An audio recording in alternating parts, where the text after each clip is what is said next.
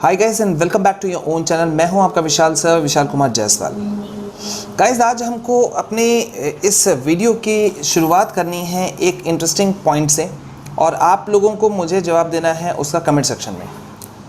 मेरा सवाल है या कह लीजिए वो पॉइंट है कि क्या आप किसी ऐसे दौड़ में या रेस में आप भाग लेना चाहेंगे जहां पे दौड़ने वाले सिर्फ आप हों और रिज़ल्ट जब आप हैं तो पता ही होगा कि फर्स्ट आप ही आएंगे। क्या आप किसी भी ऐसे रेस में या ऐसे कंपटीशन का हिस्सा बनना चाहेंगे? बहुत नॉर्मल क्वेश्चन है ये। मुझे पूरी उम्मीद है गाइज कि आप सभी का जवाब होगा बिल्कुल भी नहीं।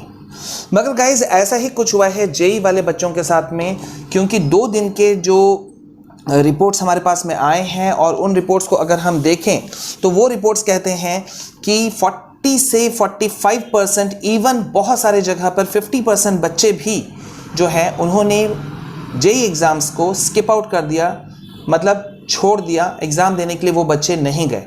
ये बहुत चिंता का चीज़ है। आगे बढ़ेंगे और बहुत सारी चीज़ों पे हम डिस्कशन करेंगे। साथ ही साथ नीट और कंपार्टमेंट वाले जो आप लोग जिस चीज़ों को सुनना चाहते हैं या आप लोग जिन पे आपके जो क्वेरीज हैं, क्वेश्चंस हैं, उस पर भी हम डिस्कशन करेंगे। लेकिन आगे बढ़ें इससे पहले अगर पहली बार आप हमारे चैनल में आए हैं और हमसे जुड़ना चाहते हैं तो हमसे जुड़ने के लिए आप हमें सब्सक्राइब कर सकते हैं। साथ ही साथ बेल आइकन को प्रेस कीजिए ताकि कोई भी important classes, live videos, live sessions आपसे मिस नहीं हो। तो अभी जिस बात पे हम बात कर रहे थे कि कोई भी एक रिस्पॉन्सिबल आदमी है, जो ईमानदार आदमी है, स्टूडेंट है, वो कभी भी ऐसा नहीं चाहेगा कि वो ऐसे एग्ज़ाम में बैठे जहाँ पे उसको अपनी क्षमता से नहीं दिखाने का पूरा मौका नहीं मिला। अब आप खुद सोचिए कि जैसा अभी तक हमने देखा कि 40 से 45% बच्चे जो हैं वो एब्सेंट हो गए हैं 2 एग्ज़ाम्स में। रीजंस बहुत ही क्लियर। कोविड-19 पैंडेमिक सिचुएशन, पर डे 80,000 से अब अबव जा रहा है कई जगह पर। हालांकि सरकार ने बहुत अच्छा ट्रांसपोर्टेशन देने का कोशिश किया, लेकिन फिर भी लैक ऑफ ट्रांसपोर्टेशन रहा। जो बच्चों से बात करके हम ये कर रहे हैं, फ्लड सिचुएशन एक मेन रीज़न रहा। एंड साथ ही साथ कुछ बच्चों ने जो बताया कि अनएक्सपेक्टेड जो उनको एग्ज़ाम सेंटर्स दे दिए गए, उस पर उनका सवाल था। अब यहाँ पे गाइज हम आते हैं नीट और कंपार्टमेंट वाले बच्चों पे। ज़्यादा हम इधर उधर घुमा के बात नहीं करेंगे, टू द पॉइंट हम बात करेंगे।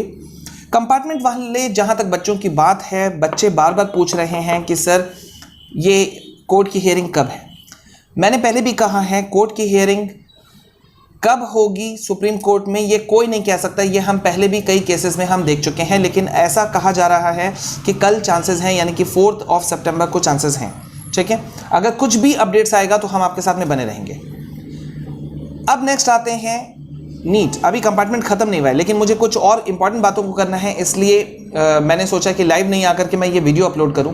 ठीक है, नीट वाले जहां तक बच्चों की बात है, वहां पे सुबह सुबह हमने आपको अपडेट दिया और आप हज़ारों बच्चों ने उसे देखा, पेरेंट्स ने देखा, गार्जियंस ने देखा कि नीट के ऊपर में जो एडवोकेट लड़ रहे हैं वो एडवोकेट आलोक श्रीवास्तव जी और उनके साथ में जो सीनियर एडवोकेट्स लगे हुए हैं, उनकी पूरी टीम, मतलब लोग लगे हुए हैं कि भाई लोग परेशान हैं कि आप जो बच्चे हैं, स्टूडेंट्स हैं, वो कैसे एग्ज़ाम देंगे। अगर एक भी पॉजिटिव हो जाता है बच्चा, कोविड पॉजिटिव हो जाता है, तो उसके फैमिली पे क्या बीतेगी। अब यहाँ पे और एक पॉइंट आता है कि हमने कल अपने कम्युनिटी पोस्ट में डाला था कि एक 8 साल की बच्ची एक लेटर ड्राफ्ट करती है, लिखती है और राष्ट्रपति से जा करके खुद मिल करके वो देती है कि ये एग्ज़ाम्स को रोक दीजिए। ठीक है, किसी ने कहा ये 8 साल की बच्ची नहीं लगती, किसी ने कहा कि भाई ये सब जो है ये सब बेकार हो रहा है। ठीक है, तो मुझे बहुत ऑड लगा कि हर बच्चा एग्ज़ाम देना चाहता है, ये मैंने पहले भी कहा है। लेकिन अब यहाँ पॉइंट है कि कोर्ट हियरिंग में कोई भी आदमी, कोई भी बंदा कुछ नहीं कर सकता। कोर्ट हियरिंग है, चाहे वो सुप्रीम कोर्ट हो, हाई कोर्ट हो या एनी कोर्ट, वो जज ही करेंगे जो करना है। राइट, एडवोकेट्स अपने डेट्स मांग सकते हैं, लेकिन कौन सा डेट उन्हें मिलना है ये कोर्ट ही डिसाइड करती है। तो गाइज यहाँ पे अब मैं फाइनली जो है वो मैं ये बोलना चाहूँगा कि नीट एग्ज़ाम्स में अभी भी कुछ दिन बाकी है। ठीक है, काफ़ी दिन बाकी है अभी भी, still we have some time. और जैसा कि आलोक श्रीवास्तव जी ने कहा कि टाइम है। ठीक है, लगे हुए हैं वो लोग, और क्योंकि केसेस बढ़ते जा रहे हैं तो हो सकता है कि सुप्रीम कोर्ट जो है वो फेयर डिसीजन एक दे, जैसा कि बॉम्बे हाई कोर्ट के नागपुर ब्रांच में डिसीजन हुआ कि जो भी फ्लड अफेक्टेड एरिया है, जैसे कि महाराष्ट्र का विदर्भ का वहाँ पे केस उठा था, तो ऐसे बच्चे जो एग्ज़ाम सेंटर पे नहीं पहुँच पा रहे हैं या लेट पहुँचे हैं, तो एनटीए की जिम्मेदारी बनेगी कि वो री एग्जामिनेशन ऐसे बच्चों की लेने की व्यवस्था करे। तो जब ऐसे फेयर डिसीजंस हो सकते हैं तो ये भी फेयर डिसीजन हो सकता है, जो अलक आलोक श्रीवास्तव जी ने भी कहा, एडवोकेट्स जो हैं उन्होंने भी कहा कि कई केसेस में देखने के लिए मिला है कि पहले कई केसेस जो हैं वो उनको डिसमिस कर दिया गया कोर्ट के ही द्वारा, लेकिन बाद में उन कोर्ट्स को पुटअप किया गया, लिया गया और उनके ऊपर डिसीजन भी आया पॉजिटिव वे में, अच्छा डिसीजन आया।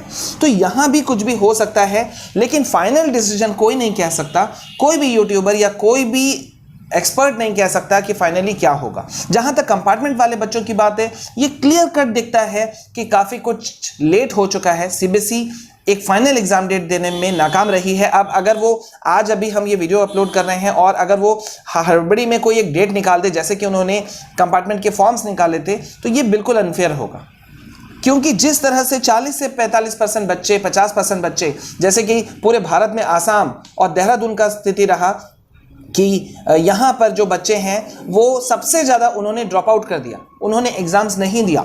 नेचुरल है, उनके पेरेंट्स ने मना किया होगा। लखनऊ का स्थिति 44% रहा, गुजरात का 45% रहा। हाँ, बंगाल की, वेस्ट बंगाल की अगर बात करें तो ममता बनर्जी के अनुसार जो सीएम है वहाँ के, उनके अनुसार 75% बच्चों ने एग्ज़ाम्स छोड़ दिया या छूट गया, जो कह लीजिए।